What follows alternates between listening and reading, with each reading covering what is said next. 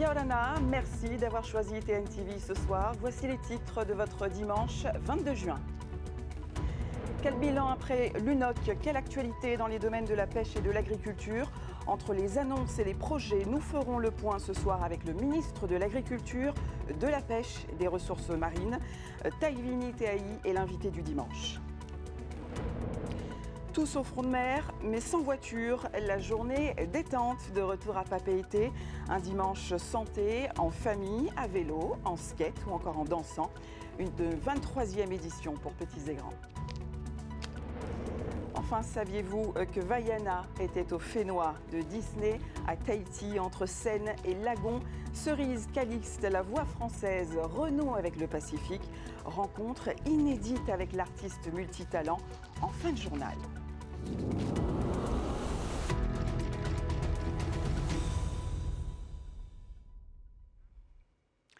On commence donc cette édition avec l'UNOC et l'après qu'il faut désormais gérer. Pourquoi? Parce que les dernières annonces sur les futures aires marines protégées ont fait réagir. Vous le savez, aujourd'hui, c'est toujours un non pour les maires et des marquises. Les Akaïki qui pointent du doigt les armateurs de thoniers. C'est un dossier signé Nicolas Pérez et Mata Hiorei. Nous constatons encore une fois aujourd'hui que ce sont toujours les intérêts des armateurs de thoniers qui ont été privilégiés par la décision qu'a prise notre président Moetai. Pour le président de la société de gestion du port de pêche de Papeete, les armateurs de thoniers sont les premiers à vouloir protéger ces ressources. Ce sont les premiers concernés par le respect de ces ressources. Effectivement, et donc c'est les premiers qui effectivement souhaitent que notre zone soit protégée, qu'on continue à y pratiquer une pêche durable, réservée à des bateaux polynésiens, par des pêcheurs polynésiens, des bateaux construits en Polynésie et ainsi de suite. Seuls les équipages polynésiens ont le droit de pêcher dans notre ZEE, la zone économique exclusive. La pression sur les stocks de thonidés n'est visible qu'en dehors de nos frontières, comme le démontre le site Global Fishing Watch. Quand on parle de thonidés, d'espèces de thon, ce sont des espèces migratrices. Et donc, les stocks de ces espèces sont à l'échelle régionale, à l'échelle de tout le Pacifique. Donc, il n'y a pas de stock de thon spécifique à la Polynésie française. Ces stocks, ils sont vraiment à l'échelle du Pacifique. Mais alors, quel est l'état de ces réserves de thon? Pour le thon blanc, on estime que dans le Pacifique, il ne reste plus que 50% des niveaux de stock de thon blanc que par rapport à il y a un siècle, par exemple. Pour le thon jaune et le thon obèse, c'est un petit peu plus critique encore, il ne resterait que 30% de ces stocks-là. Mais pour la direction des ressources marines, ces chiffres doivent être nuancés. Ce sont des espèces qui vont pouvoir se régénérer assez rapidement, à condition de bien les gérer et de bien gérer la pêche qui exploite ces espèces-là. Pour y parvenir, des systèmes de surveillance de navires par satellite équipent chaque navire. Un dispositif qui doit permettre à la direction des ressources marines, l'ADRM, de savoir si les thoniers respecteront les nouvelles normes. Donc on pourra faire un suivi donc très précis, couplé aussi donc, au suivi des fiches de pêche, donc, parce que les capitaines donc, déclarent leur capture, donc tout ce qui sort de l'eau est déclaré et vérifié. Et donc c'est ce qui nous permet de dire qu'actuellement on a à peu près 8700 tonnes par an qui sont pêchés par les thoniers polynésiens.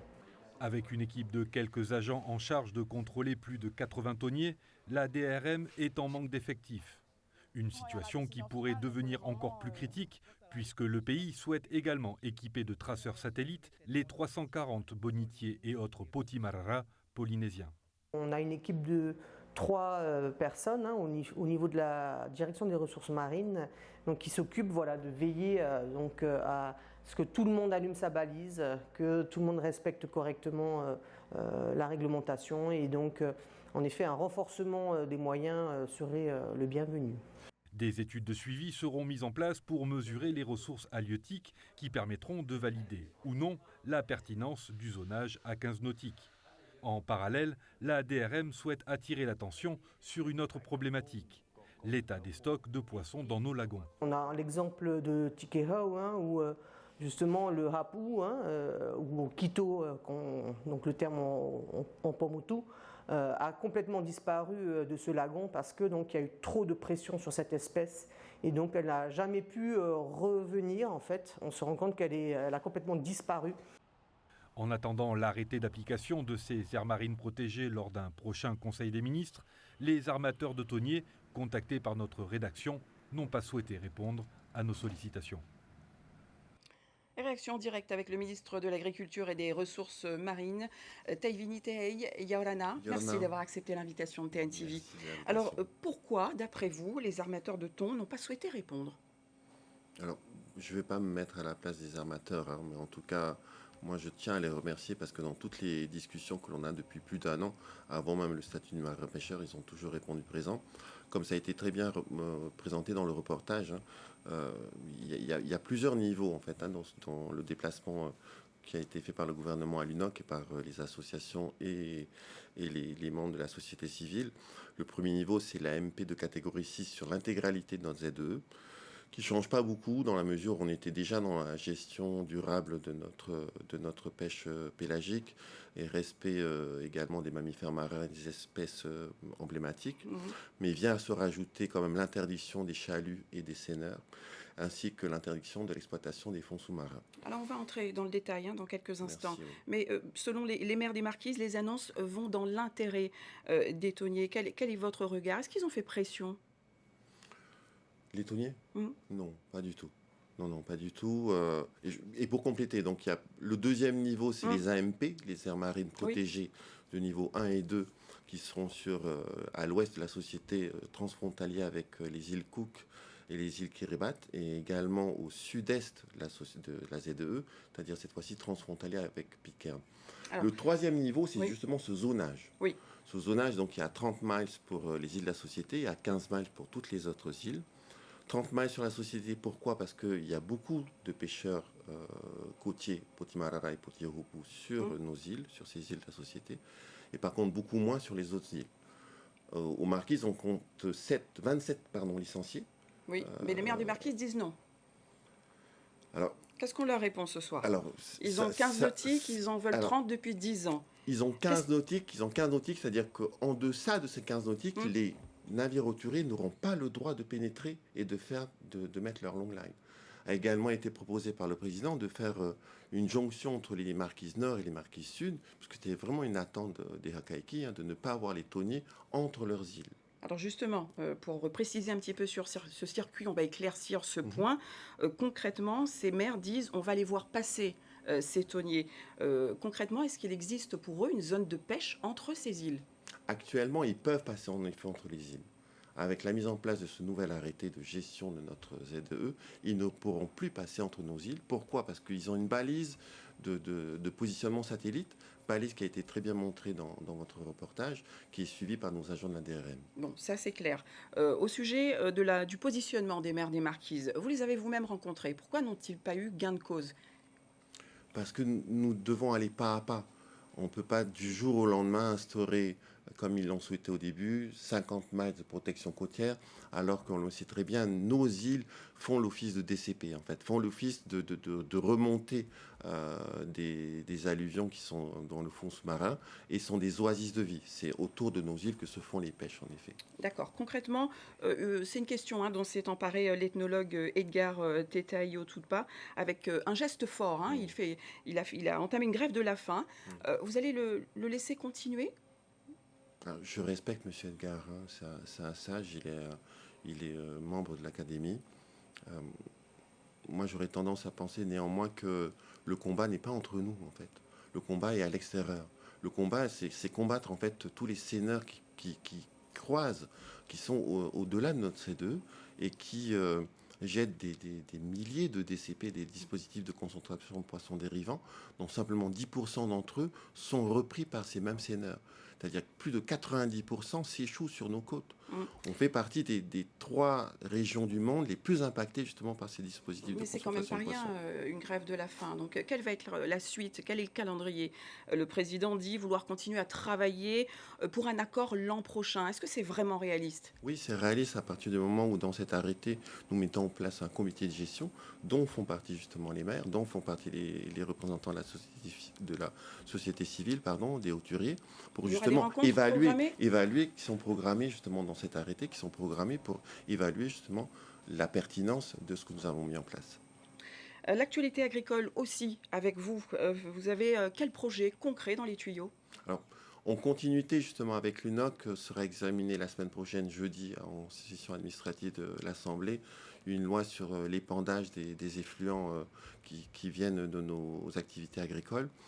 Pourquoi cette loi? Pourquoi c'est Pourquoi cette important? loi? Oui, c'est important parce que vous l'avez vu, enfin, on a pu le voir avec des exploitations porcines où il peut y arriver d'avoir des épandages, en tout cas du lisier qui part dans les rivières, et puis on a prolifération par l'azote de matière algale. Donc tout ça vient justement encadrer ces bonnes pratiques agricoles. Mais est-ce vraiment une priorité quand l'actualité évoque les difficultés des maraîchers, par exemple, à assurer leur production? Concrètement, côté agriculture, comment vous accompagnez ces agriculteurs? Alors, bien entendu, il y a toujours les aides qui sont les dispositifs d'aide agricole au niveau de la direction de l'agriculture, mais au-delà de ça, en effet, par rapport à l'accentuation des changements climatiques et puis des événements climatiques météorologiques, va être examiné, justement, c'est passé au CESEC, va être examiné à l'Assemblée de la Polynésie française, une caisse assurantielle pour prendre en charge, justement, prendre en compte ces problèmes climatiques et avoir la possibilité de donner un petit pécule pour que les agriculteurs puissent rebondir sur leur activité. Merci, Monsieur le Ministre, d'avoir répondu aux questions de TNTV ce soir. Merci. À présent, cette inquiétude cet après-midi du côté de Raiatea. Un paddle a été retrouvé à la dérive en mer entre Uturoa et le motu Aito. Une opération a été déclenchée à la recherche du pagayeur. Toute information peut être transmise au centre de coordination et de sauvetage de Tahiti en composant le 16. Un dimanche à Papeete, sans voiture et donc sans embouteillage. Si vous y étiez, le front de mer était à vous cet après-midi. Basket, roller, skate et poussette étaient de sortie pour bouger, s'informer, s'amuser autour d'un thème tout trouvé, la santé. Une 23e journée détente vue par Laure Philibert et Mere Teato. Elles sont venues transpirer tout en s'amusant. Ces danseuses participent à un cours de Ori Fitness pour les coachés, une pointure de la discipline. Erena Oura, professeure de danse au conservatoire, et un orchestre traditionnel. Que ce soit physique ou mental, c'est quelque chose de bon pour tout le corps en fait. On est là pour promouvoir la santé. On danse dans une bonne ambiance, bon enfant, voilà, c'est ça. Bon enfant. Au parc Bougainville, plusieurs stands font le bonheur des familles venues nombreuses profiter d'un centre-ville sans embouteillage. Du moment où ils s'amusent très bien, tant mieux pour moi aussi. Tout le monde est heureux, ça les fait plaisir de venir jouer un peu voir en ville.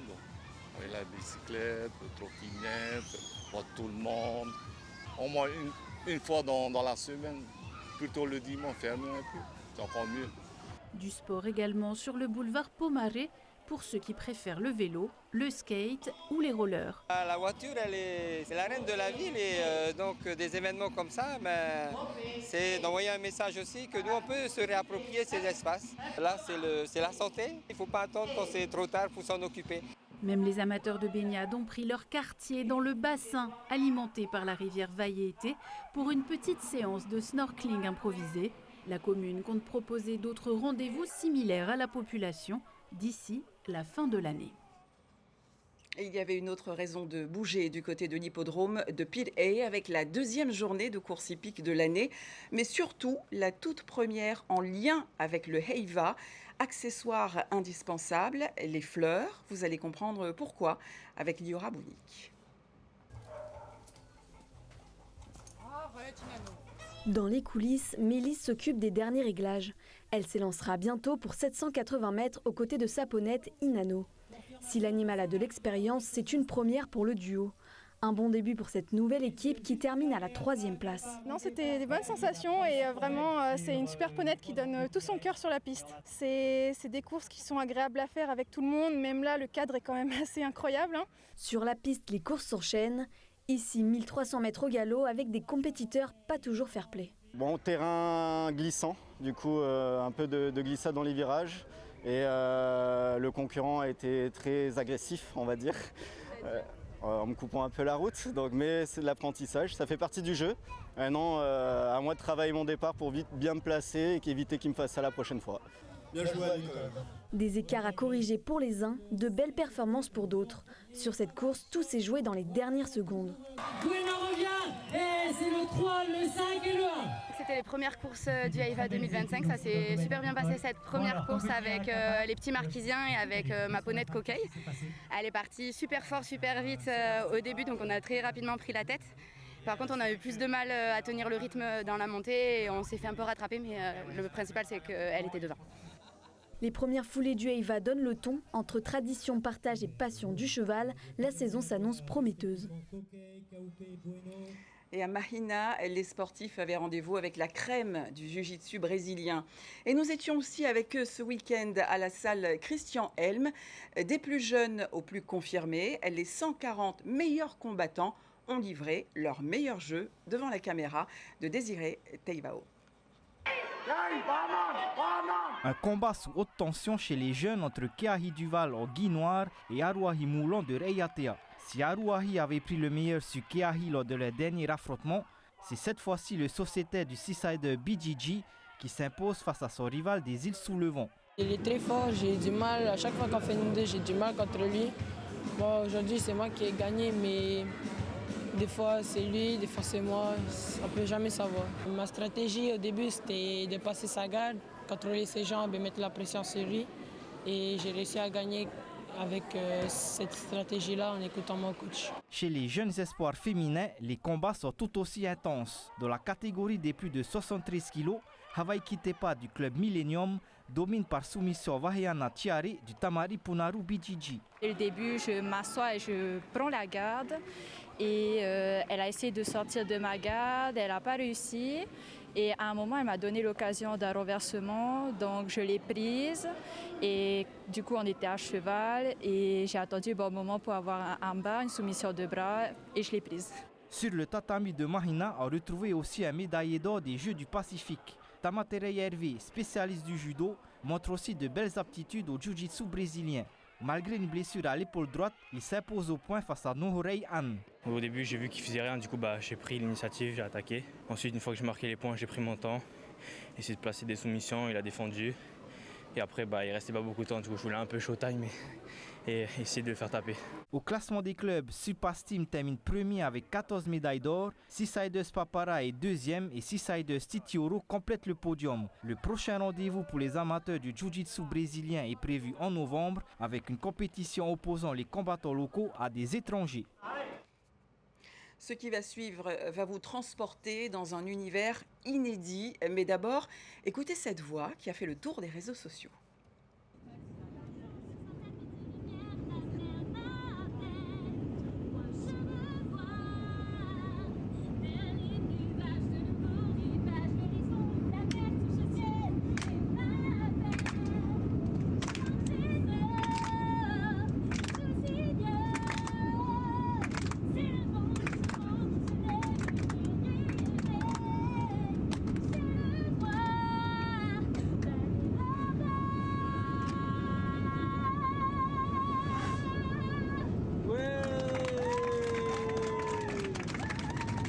Vaiana est au Fénois. Si vous n'étiez pas dans cet avion à destination de Papeete, vous l'avez sans doute croisé. Cerise Calixte, la voix française de l'héroïne de Disney, est sur les terres polynésiennes. Une connexion totale entre la voix de l'océan et le monde de Moana. Rencontre signée Liora Bounik. J'irai plus loin, je reviendrai au printemps. Marcher sur le sable blanc, car je sais qui je suis Vaiana. Je me rappellerai toujours quand les gens de Disney m'ont appelé et m'ont dit bah voilà, on voulait t'annoncer que tu seras la voix française de Vaiana. Et là j'ai fait un tour complet de mon appartement en courant. Et puis j'ai pris ma voiture et je suis allée voir mes parents pour leur annoncer. Un simple appel et sa vie bascule. Cerise devient la voix française de Vaiana. Un rôle marquant et une énorme pression pour le deuxième volet. En enregistrant le 2, j'avais cette pression-là de faire plaisir au public et notamment au public polynésien parce que pour moi ça me tient énormément à cœur. et surtout d'être à la hauteur. Fleur dans les cheveux, Cerise retrouve l'univers de Vaiana, un personnage qui fait écho à ses racines. Originaire des Caraïbes, elle découvre à Tahiti pour la première fois un sentiment d'appartenance. J'ai ressenti quelque chose que j'avais jamais ressenti avant en arrivant ici. Je me suis vraiment sentie chez moi. Et je pense que c'est parce que d'un coup, c'est comme si ça m'avait expliqué de l'intérieur ce que c'était que d'être des îles. Et souvent, je dis que je suis des îles du bout du monde parce qu'en fait, c'est ça et je pense qu'on est tous connectés. Et c'est aussi ce que raconte Vaiana 2, c'est que tous les peuples de l'océan sont connectés. Et je pense que c'est vraiment ça l'importance. C'est génial de pouvoir représenter un peu cette princesse polynésienne depuis la France, mais c'est encore mieux de le faire ici. Cette année, son retour au Fénois ne passe pas inaperçu. Une vidéo prise dans l'avion fait le tour des réseaux. Une collaboration avec la compagnie aérienne qui lui tenait à cœur. Dans les airs comme sur terre, Cerise incarne cette héroïne avec une énergie solaire. L'horizon, la mer, je sais, et ma peine, que ce trésor, que tout s'ignore. Tous les gens que j'ai pu rencontrer, les gens sont tellement gentils, vous êtes tellement gentils, vraiment. Toujours à m'aider, à me proposer des choses. On partage des moments en musique extraordinaires. Enfin, j'adore. Je sais pas, je pense qu'il n'y a pas une journée où j'ai pas chanté avec quelqu'un dans la rue ou dans un magasin et je trouve ça trop génial. Pour elle, la suite s'écrit déjà. Ciné-concert, spectacle pour enfants et bientôt un projet plus personnel. J'ai une tournée de concerts solo qui se prépare, j'espère vraiment de tout cœur pouvoir l'amener au Fénois. Tant de beaux rivages explorés et tant d'histoires à raconter, l'océan et ses plages infinies. Enfin nous voilà dans notre paradis. Et oui, un paradis qui clôture ce journal à 19h, bien dans son faré. Puis TNTV vous emmène au cœur des Polynesian Battle Games 2025 avec un documentaire inédit à 19h10. L'information continue sur TNTV+, et demain avec Vaitiale Naota et Athena Milcam. Mais avant, l'ambiance signée Paka Isore au concert des 25 ans de TNTV. C'était hier soir à Paofei pour vous. Je vous souhaite une très belle semaine avec nous. Merci.